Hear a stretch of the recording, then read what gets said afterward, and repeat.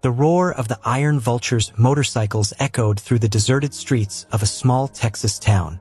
The biker gang moved in formation, a line of shadowed figures cutting through the hot asphalt, led by Connor Raven Hayes. His sharp eyes, hardened by years of bad decisions and unspoken regrets, scanned the road ahead. The heat of the late afternoon hung heavy, making everything feel slower. But then, a sound broke through the rumble of the engines. Faint, almost human. A whimper. "Stop!" Connor barked, raising his fist in the air. The line of motorcycles skidded to a halt, their engines sputtering into silence. The sudden stillness was eerie. There, in the middle of the cracked road, lay a German shepherd motionless. Its chest rose and fell in shallow, labored breaths, and streaks of blood matted its tan and black fur. Connor swung off his bike and approached cautiously, his normally stone-cold face softening just enough to betray his concern. As he got closer, his eyes caught the unmistakable lettering on the dog's black vest. K9 Unit. This wasn't just any dog. This was Duke, a police K9, and something was terribly wrong. Duke looked up at Connor, his eyes filled with pain but also something else. Resolve. The dog struggled to lift his head, as though he still had a mission to complete. Connor crouched next to him, running a hand over the collar wrapped around Duke's thick neck. That's when he noticed the small camera attached to it, the red light still blinking. Without a word, Connor pressed the button to review the footage. The video was shaky, chaotic. Duke was running alongside a police car, his handler in the driver's seat.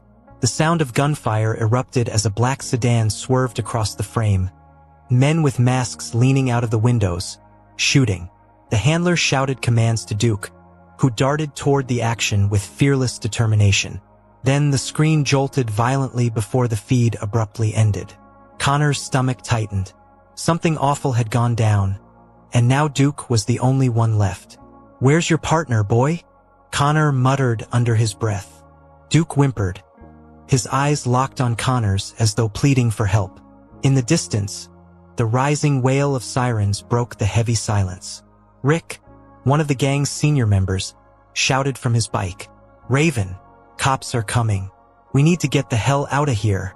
Last thing we need is them thinking we had anything to do with this." Connor didn't move. His eyes stayed fixed on Duke, and in that moment, he felt a pull he hadn't felt in years. A sense of responsibility, a refusal to abandon something that needed saving. But staying meant more than just dealing with the police. It meant stepping into a mess he didn't understand, one that could blow up in his face. With the flash of blue lights appearing at the end of the street, Connor made a choice, one that would alter the course of his life forever. The sirens grew louder, the flashes of blue and red light bouncing off the cracked pavement. Connor stood frozen for a moment, Duke's labored breathing filling the tense air.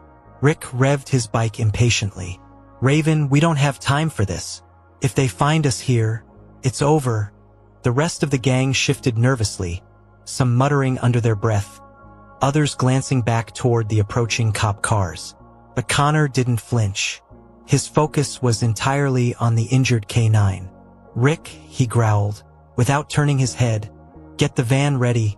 Rick's eyes widened in disbelief. "The van? You've got to be kidding me. This ain't our fight." But Connor shot him a look, the kind that silenced any argument. "Now," he barked. Reluctantly, Rick peeled off down a side street to retrieve the gang's van, which they used for hauling gear on longer trips.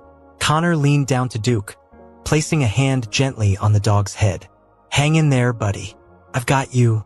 The gang watched in stunned silence as Connor carefully scooped Duke into his arms. The dog whimpered softly, his weight heavy against Connor's chest.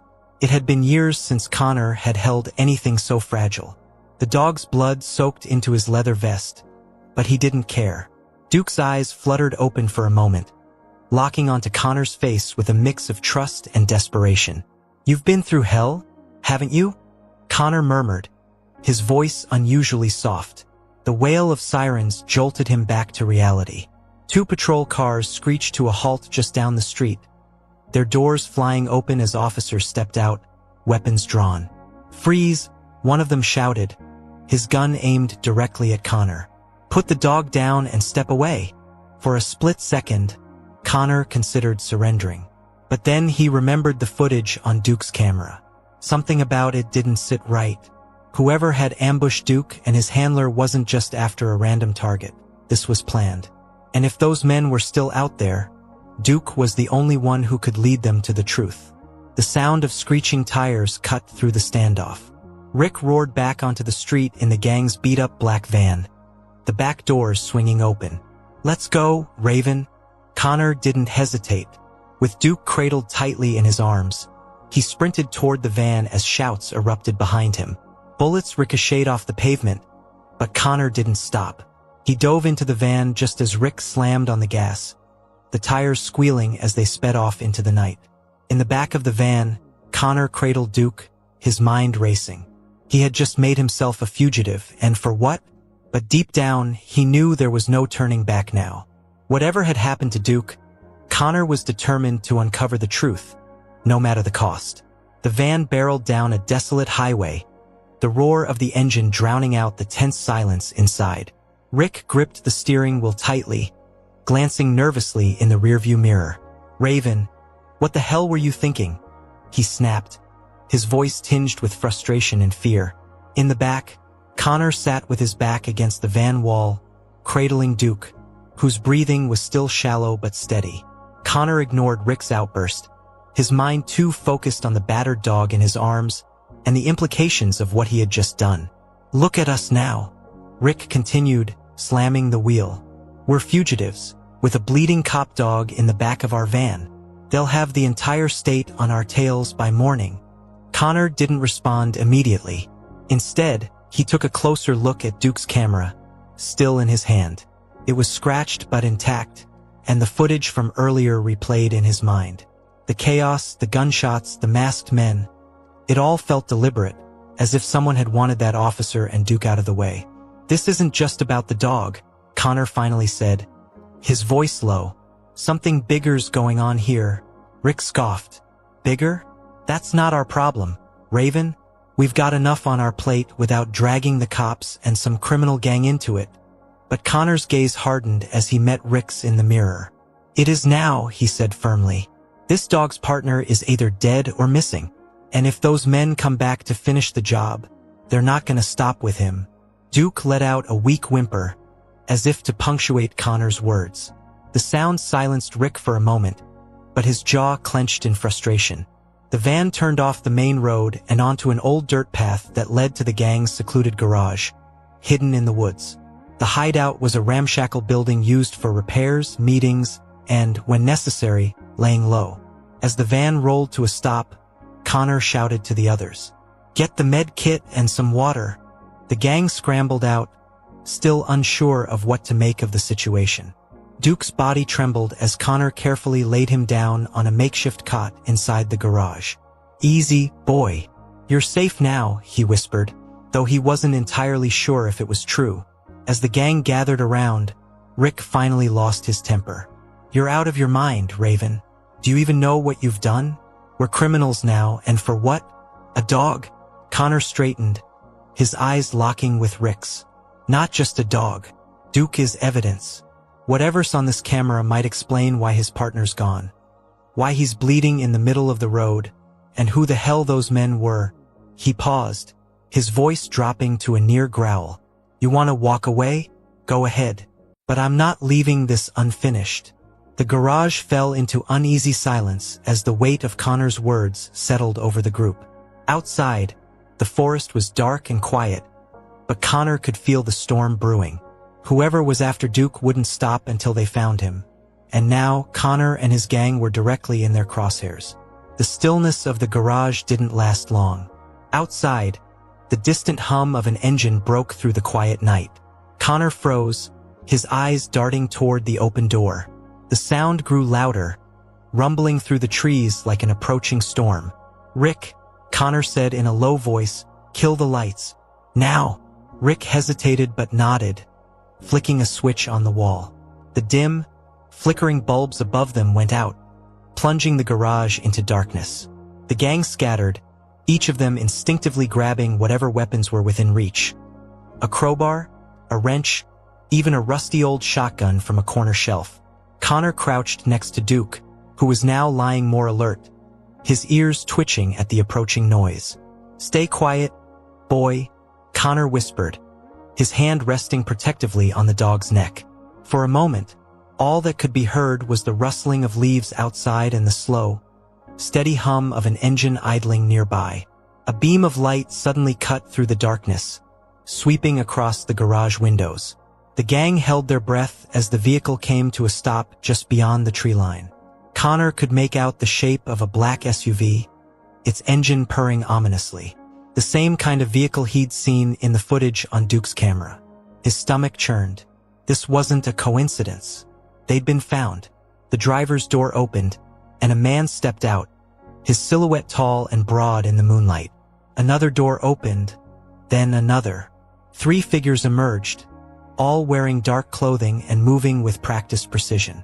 Connor's instincts kicked in. These weren't cops. These were the same men who had ambushed Duke's handler, professionals. He glanced back at Rick, who was gripping a tire iron so tightly his knuckles were white. "Get ready," Connor mouthed silently. A voice called out from the darkness. "We know you're in there. Just hand over the dog and we'll leave. No one has to get hurt." The voice was calm, almost casual, but it carried a cold edge that sent a shiver down Connor's spine. He leaned closer to Duke, his voice barely above a whisper. "They're not here to negotiate, boy. They're here to finish what they started." Connor stood slowly, his eyes narrowing as he prepared for the fight of his life. In the stillness, the gang braced themselves for whatever came next. Outside, the men moved closer, their footsteps crunching on the gravel. The storm had arrived, and Connor knew there was no turning back. It was them or the truth, and Connor wasn't ready to give up either. The crunch of boots on gravel echoed louder with each step as the men outside closed in. Inside the garage, Connor's grip tightened on the crowbar he had grabbed from a workbench. His mind raced, calculating their options. They were outnumbered and outgunned, that much was clear. But Connor wasn't the type to roll over, especially not for men like these. Duke let out a low growl, his ears pinned back as he tried to push himself up. "Easy, boy," Connor whispered. "We've got this." Though his words sounded confident, a knot of doubt twisted in his gut. Rick crouched by the window, peering out through a crack in the boards. "3 of them," he whispered. "Maybe more. Armed." Connor nodded, already expecting as much. These weren't amateurs, their movements were too precise, their approach too calculated. One of the men outside called out again, his voice cutting through the tense air. "You've got 30 seconds to make this easy.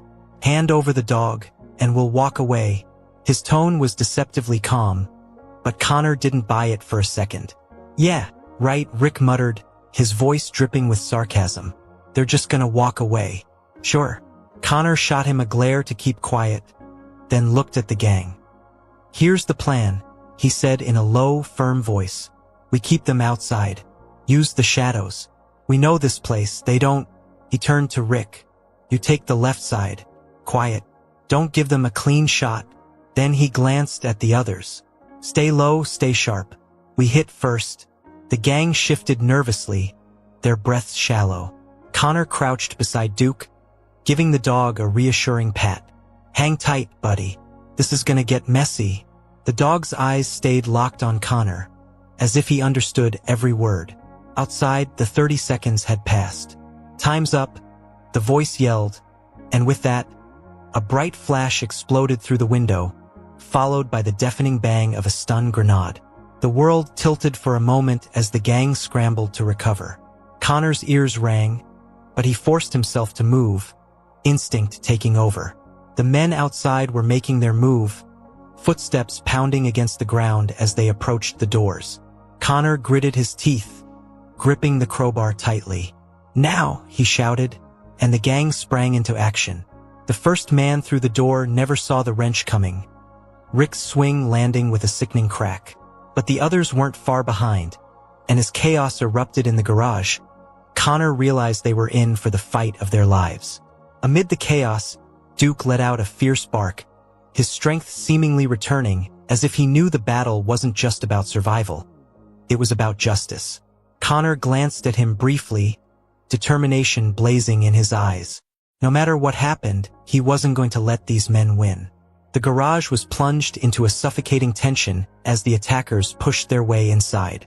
Connor stood firm, his heart pounding in his chest as he took in the figures stepping through the door. They moved deliberately, their dark clothing blending with the shadows, their faces obscured by the dim light from the street lamps outside.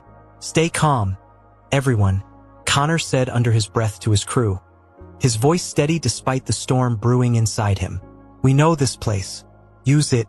Duke let out a low growl from his spot on the cot, his instincts kicking in despite his injuries. Connor crouched by the dog for just a moment, placing a steadying hand on his head. "We're not gonna let them take you, boy," he whispered. His eyes darted back to Rick, who was inching toward the side of the room, staying hidden behind stacks of tools and equipment. Connor gave a slight nod, a silent signal that it was time to act.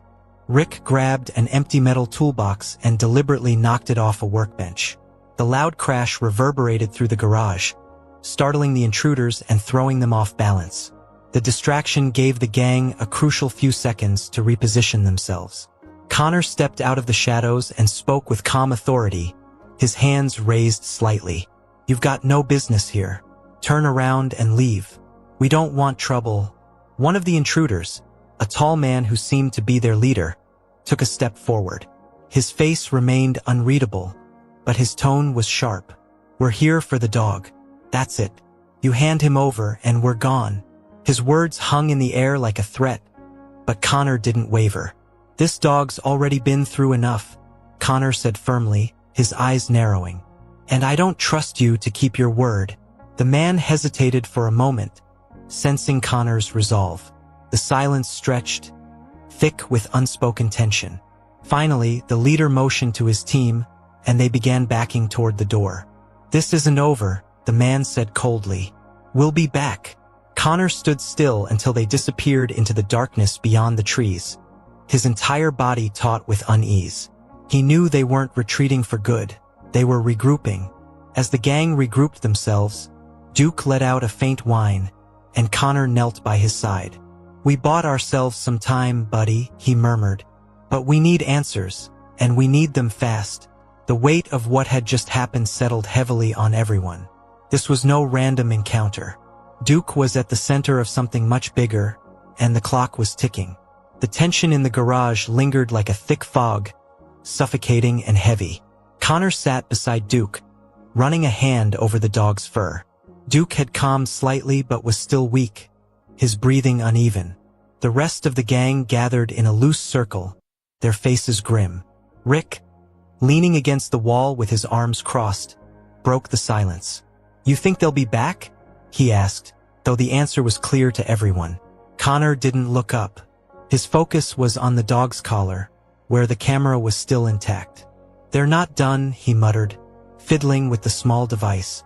"They came for him once, and they'll come again. But we need to figure out why. Whatever's on this camera is the key." He plugged the camera into an old laptop they kept in the garage, the screen flickering to life. As the gang crowded around, Connor replayed the footage. The grainy video started the same as before. Duke running alongside the police car, the handler shouting commands. The black sedan appeared again, weaving dangerously close, the masked men leaning out of the windows. But this time, Connor slowed the footage and caught something he hadn't noticed earlier. The license plate of the sedan, partially visible in a brief frame. "There," he said, pausing the video. "We've got a lead." Rick leaned over, squinting at the screen. "So what? You think the cops will help us with that?" "We're not exactly on speaking terms with the law." Connor's jaw tightened as he considered the next move. "We don't need the cops," he said. "We'll run it ourselves. I know someone who can trace this plate." He glanced at the group. "If we can figure out who these guys are, we'll know what they're after, and why they're willing to risk everything for Duke." The gang exchanged uneasy looks. This was way beyond their usual scope of trouble, and everyone knew it. But no one voiced their doubts. Connor pushed back from the laptop and grabbed his jacket. "Rick, You're with me. The rest of you stay here and keep an eye on Duke. No one gets in, no one gets out. Got it?" As Rick nodded reluctantly, Connor glanced down at Duke one last time. "Hang in there, boy. We're not letting them win." As Connor and Rick left the garage and headed into the night, the weight of what they were about to uncover hung heavy in the air. Whatever secrets that license plate held, they were sure to pull them deeper into a dangerous web, and there was no turning back now. The rumble of Rick's truck echoed on the empty road as Connor stared out the window, his mind racing. The laptop with the footage and the partial license plate rested on the seat between them. "Who's this guy you're taking us to?" Rick asked, breaking the silence. His tone was wary, but there was a tinge of curiosity. "Someone I used to know," Connor replied curtly, not taking his eyes off the road. "A tech guy. He used to help me with, let's just say, less than legal jobs back in the day. If anyone can trace that plate without questions, it's him." Rick grunted, clearly unimpressed. "Great. Another sketchy character. Just what we need." Connor shot him a sideways glance but said nothing. He didn't have the energy to argue. Every second they spent chasing answers felt like another second closer to danger. Duke was still back at the garage, injured and vulnerable. Those men would come back for him, Connor was certain of it. And the only way to stop them was to get ahead of whatever game they were playing. An hour later, the truck pulled up to a small, run-down shop on the outskirts of town. The flickering neon sign above the door read, "Gizmo's Repairs," though most of the windows were boarded up, and the building looked abandoned. "This the place?" Rick asked skeptically, glancing around the deserted street. Connor nodded and stepped out of the truck, clutching the laptop. "Stay sharp," he said, as they approached the door. Inside, the air smelled of burnt circuits and dust. The shop was cluttered with old monitors, broken hard drives, and wires that hung from the ceiling like a spider's web. A wiry man with thick glasses and disheveled hair looked up from a desk in the corner. "Connor Hayes," he said, smirking. "Didn't think I'd ever see you again." "Gizmo," Connor said flatly. "I need your help." He placed the laptop on the desk and slid it toward him. Gizmo raised an eyebrow but didn't ask questions. Instead, he booted up a nearby computer and started typing rapidly. As Gizmo worked, the tension in the room grew thicker. "This plate," Connor said, pointing to the screen, "belongs to a black sedan. A group of masked men used it to ambush a K-9 unit. The dog survived, but the handler's missing. I need to know who they are." Gizmo let out a low whistle, his fingers flying over the keyboard. "You don't do simple favors, do you?" he muttered.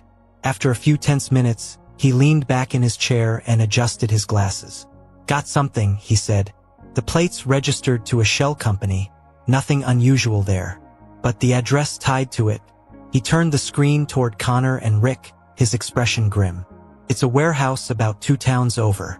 Not exactly a friendly neighborhood." Connor stared at the screen, his jaw tightening. This was it, the lead they needed. But as the pieces started coming together, a sense of dread settled over him. Whatever was waiting at that warehouse wasn't going to let them walk in and out easily, and they were running out of time to prepare. The drive to the warehouse stretched in tense silence, with only the low hum of the truck engine filling the void. Connor stared ahead, his mind running through every possible scenario. Next to him, Rick was gripping the steering wheel tightly, the tension clear in his rigid posture. "You know we're probably walking straight into their trap, right?" Rick finally said, his voice edged with frustration. Connor glanced over briefly. "Yeah," he replied quietly, his voice steady.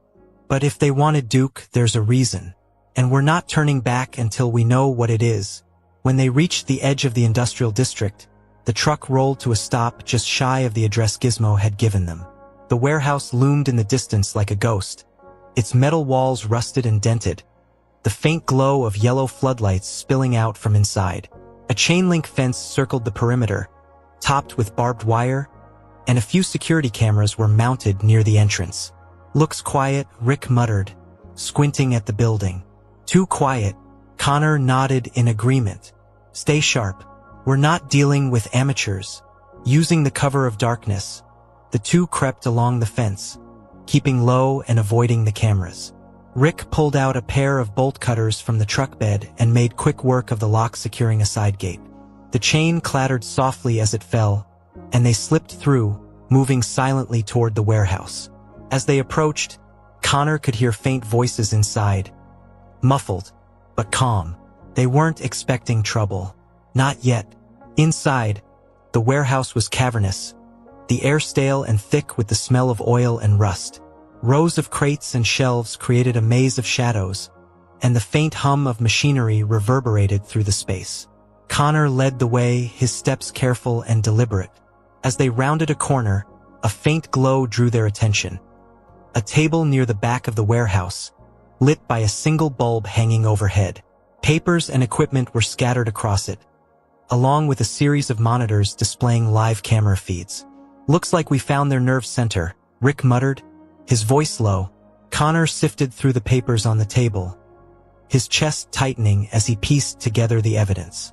Maps of police patrol routes, lists of names, and photos of officers, including Duke's handler, were laid out in chilling detail.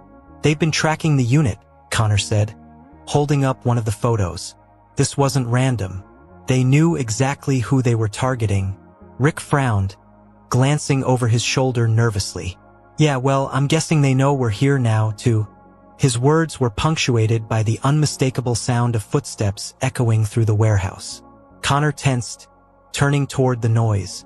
From the shadows, multiple figures emerged, their faces hard and expressionless, and weapons glinting faintly in the dim light.